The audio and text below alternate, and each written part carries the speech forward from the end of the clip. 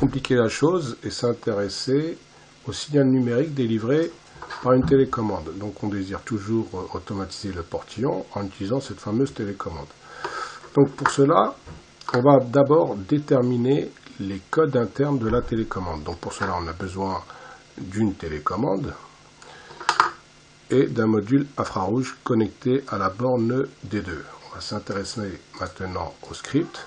Donc on a besoin d'un module de communication qui va justement écrire les valeurs émises par la télécommande. On a aussi besoin du composant infrarouge qui sera connecté à la borne D2.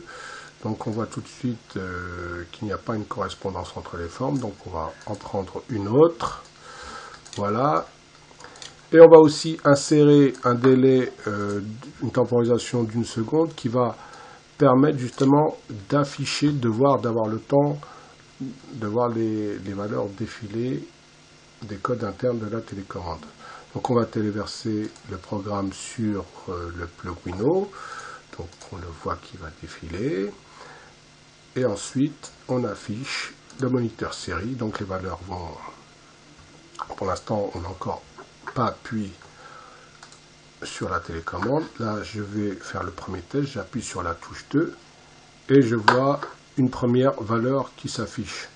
Donc je vais appuyer sur une autre touche, la touche 0, et j'ai une deuxième valeur qui s'affiche. Donc on voit que le signal numérique commence toujours par 16 et se termine par 3.